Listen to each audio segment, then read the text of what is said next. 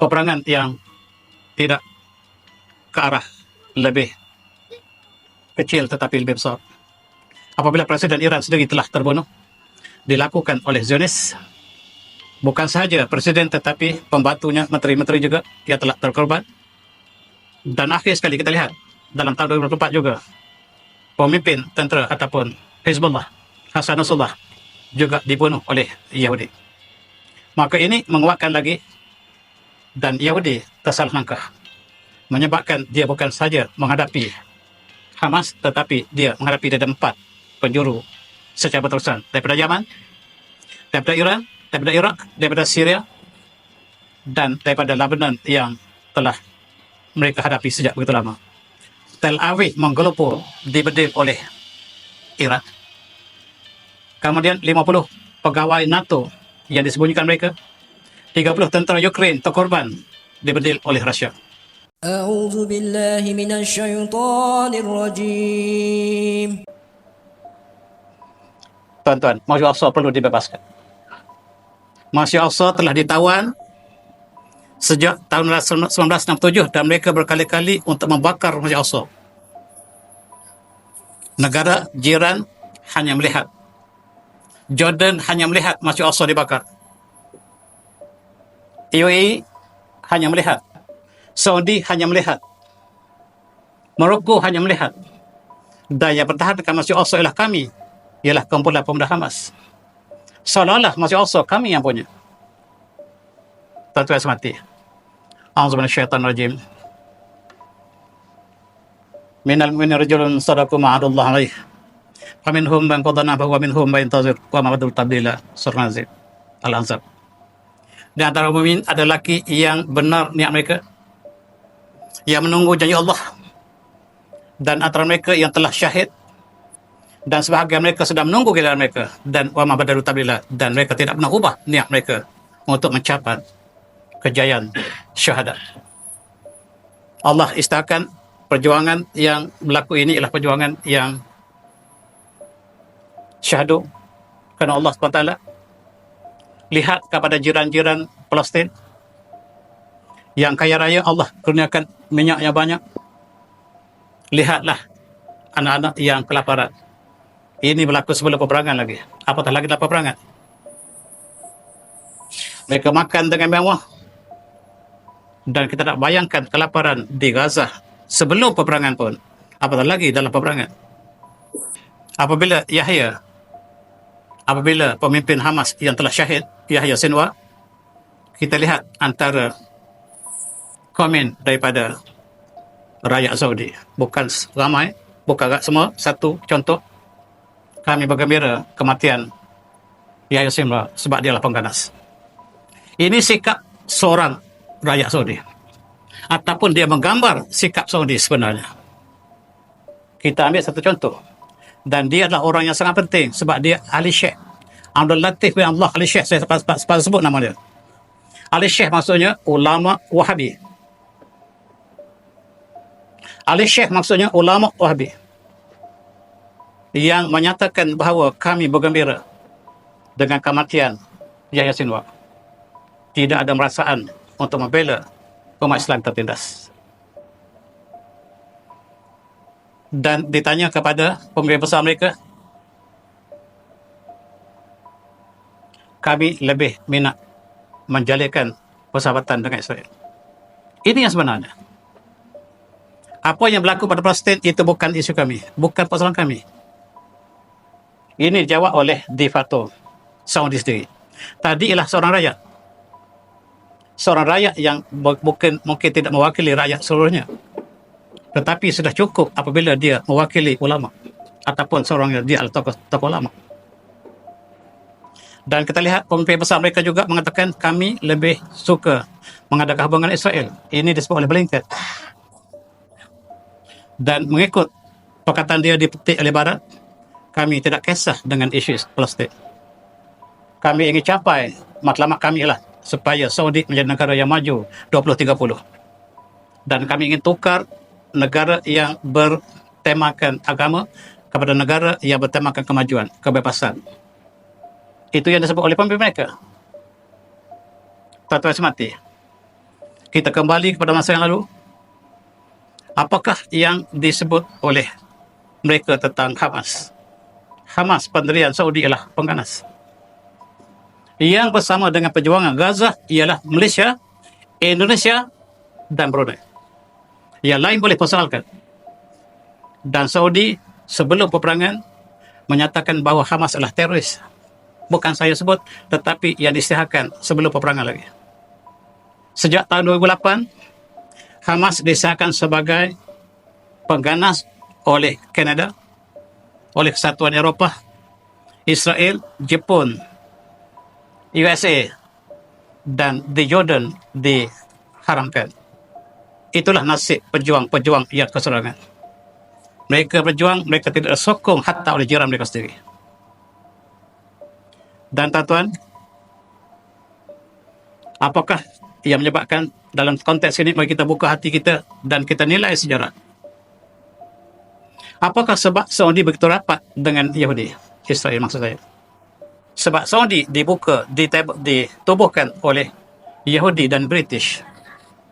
British dan Yahudi membina kerajaan Al-Saudiyah, Arabiyah, Al-Malakah, Arabiyah Saudiyah. Dan tuan-tuan, bagaimanakah jatuhnya kerajaan Islam Osmaniyah? Ialah kerana pakatan di antara keluarga Saud bersama dengan Yahudi, bersama dengan British, dan itulah sejarah, bukan saya kata. Sejarah yang telah berlaku. Dan Malik Faisal pernah mengatakan bahawa kami sebenarnya bukan orang Arab. Kami orang Yahudi. Moyang kami sama seperti kami sepupu dengan Israel. Malik Faisal mengaku bahawa kami keturunan Yahudi. Dan begitu juga dengan Muhammad ataupun de facto sekarang juga mengaku kami juga daripada keturunan Yahudi. Selama ini mereka mengatakan mereka daripada Bani Tamim. Bani Tamim sama ramai orang mengaku. Orang Melayu pun ramai yang mengaku Bani Tamim. Kami ialah sepupu kepada Israel, kata Faisal. Malik Faisal. Malik Faisal tidak berbohong, tetapi dialah di antara yang membela Palestin satu masa dulu. Dan dia dibunuh oleh Amerika melalui anak saudaranya. Tetapi Al-Zahar, alhamdulillah, kita beri kredit. Mereka memberikan kredit perjuangan yang dilakukan oleh Yahya Sinwar. Dan majalah Al-Zahar, mazhab rasmi mereka menyatakan bahawa dia adalah adalah syuhada bagi Muqawamah, perjuangan Islam. Dan alhamdulillah sekurang-kurangnya Al-Zahar mengakui bahawa perjuangan Hamas ialah bukan perjuangan sebagaimana yang dianggap oleh Saudi. Sekurang-kurangnya Al-Zahar sebagai institusi pengajian Islam yang tertinggi. Tuan-tuan, kita lihat dalam tahun lepas bagaimanakah Yahudi begitu beria untuk menghancurkan negara Islam. Mereka tanpa segan melakukan serangan ke atas embassy di Syria, embassy Iran, dan membunuh pemimpin Iran, dan komander Iran terbunuh pada bulan 4 tahun 2024 yang lepas, yang menyebabkan ketegangan di antara Iran dan Yahudi telah bermula walaupun sejak ini lagi sebelum lagi. Dan lebih lagi apabila Presiden Iran sendiri dibunuh oleh Zionis melalui kapal terbang atau helikopter yang baru balik pada Azerbaijan, seperti tuan lihat dalam berita yang lepas. Ini juga memberikan satu peperangan yang tidak ke arah lebih kecil tetapi lebih besar. Apabila Presiden Iran sendiri telah terbunuh, dilakukan oleh Zionis, bukan sahaja Presiden tetapi pembantunya, menteri-menteri juga yang telah terkorban. Dan akhir sekali kita lihat dalam tahun 2024 juga pemimpin tentera ataupun Hizbullah, Hassan Nasrallah, juga dibunuh oleh Yahudi. Maka ini menguatkan lagi, dan Yahudi tersalah langkah, menyebabkan dia bukan saja menghadapi Hamas, tetapi dia menghadapi ada 4 penjuru secara berterusan, daripada Yaman, daripada Iran, daripada Iraq, daripada Syria, dan daripada Lebanon yang telah mereka hadapi sejak begitu lama. Apa yang berlaku kepada Israel bukan satu perkara yang sangat mudah untuk kita lupakan. Dan pada 3 Oktober lepas, kita lihat ini di antara ringkasannya. Tel Aviv menggelupur dibedil oleh Iran. Kemudian 50 pegawai NATO yang disembunyikan mereka. 30 tentera Ukraine terkorban dibedil oleh Rusia. NATO US kutu sedang menderita kekalahan di Ukraine. Berita Ukraine telah dikecilkan sekarang. Amerika NATO kalah di Ukraine. US NATO menderita kekalahan yang hebat. Dunia kini menyadari US bukanlah superpower yang digembar-gemburkan. Bukan hanya superpower, tapi banyak lagi superpower lain. Dan ekonomi Amerika jatuh menjunam hasil boikot daripada umat Islam. Syarikat agregasi telah ditutup satu persatu. Wang Amerika jatuh begitu jauh. Dan yang positifnya, wang Malaysia naik sebab wang US jatuh. Dan BRICS menggantikan US dollar. Dunia telah down US dollar dan mengambil BRICS, termasuk negara kita dan juga Indonesia. Ekonomi merodong di Amerika. Dan itulah yang berlaku akibat daripada serangan yang 4-5 penjuru ke arah Israel. 4 Oktober, satu hari kemudian, pangkalan tentera terbesar Israel musnah. 20 jet pejuang Amerika terbakar di 3 base tentera di Israel akibat serangan Iran. Tel Aviv terus terbakar. Serangan daripada Iran, Hezbollah, Yaman. Iron Dome yang menjadi pertahanan Amerika yang letakkan di Israel tidak dapat menangkis serangan Iran dan Rusia. Rusia menghantar tentera senjata kepada Iran dan sekarang Iron Dome tidak berfungsi sama sekali. Kemudian kita lihat HIMARS ialah pertahanan Amerika yang terbaik. Sekiranya HIMARS gugur, maka hancurlah Amerika. HIMARS tidak dihantar ke Israel, dihantar ke Ukraine, hancur Ukraine. Maksudnya teknologi Amerika sangat inferior berbanding dengan teknologi Rusia. Ya, di gambar negara kita, teknologi Amerika yang paling baik. Hypersonic, Iran, Rusia menembusi bunker ataupun terowong pertahanan bawah bumi yang dilakukan oleh Amerika dan juga NATO di Ukraine. Mereka bersembunyi di bawah tanah, tetapi hypersonic Rusia masuk membunuh puluhan ketua tentera NATO, US dan Ukraine. Berita tidak sampai ke Malaysia. Apalagi Amerika ada. Dari segi kekuatan hypersonic Iran, Rusia dapat menembusi bunker bawah tanah. Dan Amerika tidak boleh berselindung lagi. Yang mereka ada ialah nuklear. Yang mereka adalah nuklear dan yang mereka adalah propaganda. Berita dunia semua dikawal oleh mereka. Orang Malaysia hanya dapat baca bahasa Inggeris. Dengan mudah ditipu oleh Yahudi. Sebab sumber berita yang kita petik daripada Yahudi. Mereka kuat dari segi berita dan mereka dapat tahap terakhir ialah nuklear. Kemudian kita lihat kekuatan US, Israel hanyalah propaganda sekarang. Untuk menunjukkan bahawa kekuatan Amerika tidak sekuat mana, mereka kalah di Vietnam. Tentera terbaik Amerika kalah di Vietnam. Vietnam tak ada senjata pun. Tentera Amerika kalah di Afghanistan, kalah di Pakistan, kalah di Somalia. Dengan Somalia Amerika kalah. Nasib baik ada tentera Malaysia yang dapat menolongnya. Nasib baik tentera Malaysia yang tolong Amerika keluar daripada bandar Somalia. Lihat kembali sejarah yang lepas. Amerika tak pernah menang dengan perjuangan. Mereka penakut. Dan mereka bakal kalah di Palestin. Dan mereka hantar Delta Force. Delta Force ialah komando terbaik Amerika di dunia. Dihantar ke Gaza hari awal 3 Oktober lepas. Dan panglima perang Delta Force mati hari pertama masuk ke Gaza. Dan mereka tidak umumkan sampai hari ini. Kebanyakan negara Asia Tenggara menjadikan Delta Force sebagai konsultan mereka. Jangan-jangan kita juga. Rupa-rupanya yang terbaik kalah dengan tentera Hamas. Dan tuan-tuan, apa yang mereka dapat lakukan ialah mereka balas dendam kepada rakyat yang tidak ada senjata.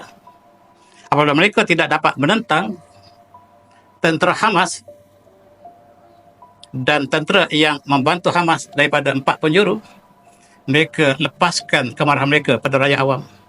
Ini gambar pagi tadi. Dan sekarang musim sejuk telah mula menjelma di Gaza. Kain kapal telah habis. Sekarang jenazah dibalut dengan kain selimut. Mereka sangat perlukan kain selimut, tetapi kain selimut terpaksa digunakan sebagai kapal. Sebelum ini kita gunakan kain putih untuk kapal. Tapi tidak hari ini, pagi tadi. Ini kapal pagi tadi. Maksudnya semalam. Yang berita ini saya tengok pagi tadi. Dan inilah bagaimana mereka lepaskan kemarahan mereka kepada orang awam. Dan apa yang berlaku mengikut bekas Perdana Menteri Israel yang lawan kepada Netanyahu sekarang, dia mengatakan bahawa jangan bohong. Israel jangan bohong lagi bahawa kita telah hilang 12 batalion.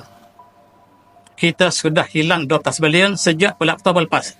Saya tanya ketua tentera kita, saya tanya pegawai tertinggi tentera kita di Pelajaya. Satu batalion selalunya berapa ramai? Kata pegawai kita 1,000 atau 1,200. Satu batalion yang dipimpin oleh seorang Lieutenant Colonel ada 1,000 anggota atau 1,200. Tuan-tuan cuba kira, sekiranya 1,200 satu batalion yang telah hancur, mati 12 batalion. Ini ialah sumber mereka sendiri. Kematian tentera Israel sangat ramai. Dan di antara mereka yang ramailah India. Yang rupanya ingin menghancurkan kita lah tentera negara besar India. Ini apabila dilihat kematian daripada tentera Israel. Yang matilah tentera British. Yang matilah tentera Jerman. Tentera daripada Eropah yang mereka pakai baju pakaian tentera Israel. Dan apabila dipecahkan rahsia oleh bekas Perdana Menteri mereka sendiri, baru kita tahu bahawa kematian sangat ramai daripada tentera mereka, bukan rakyat awam. Yang mati di Gaza ialah rakyat awam. Tapi yang mati ramai di sisi Israel ialah tentera. Kita tidak membunuh rakyat awam. Iran tidak membunuh rakyat awam, tetapi membunuh tentera. Dan telah kematian 12 batalion. Ini semua mereka. Dan tuan-tuan, sebahagian daripada gambar yang mati sejak bulan Oktober lepas. Iron Dome tidak boleh. Teknologi yang sangat canggih Iron Dome tak dapat menangkis senjata Iran. Maksudnya teknologi Iran jauh lebih tinggi daripada mereka. Kita boleh hantar pelajar kita ke Iran pula. Dan David Sling tak dapat menahan serangan Iran. Iron Dome tidak boleh menahan. Kalaulah Iron Dome tidak dapat berfungsi, maksudnya Israel boleh hancur bila masa. Dan kita lihat 700 tentera IDF mati pada tarikh 3 Ogos pas. Bila Iron Dome tidak berfungsi, hantar aja roket, mati habis tentera mereka. Sekarang Israel mengetahui mereka, langit mereka tidak lagi kebal. Mereka boleh dimasuki oleh roket daripada 4 penjuru. Dan kita lihat hari ini, benar-benar Amerika menghantar 70,000 tenteranya ke arah ini. Dan kita jangkakan peperangan yang besar akan berlaku dalam sehari 2 ini. Mereka melihat bahawa Israel tidak dapat pertahankan diri lagi. Langitnya terbuka luas. Dan satu hari 700 tentera mati. Tuan-tuan cuba kira 700 berapa ramai? 700 yang mati satu hari. Disebabkan mereka tidak dapat menahan serangan daripada Iran. Dan inilah yang berlaku. Russia missile ini terbukti di Ukraine, tetapi HIMARS ini ialah senjata yang terpaling canggih Amerika ada. Telah dibawa ke Ukraine, tak dapat menahan daripada hypersonic Russia. Dan sekarang hypersonic Russia telah masuk ke Gaza.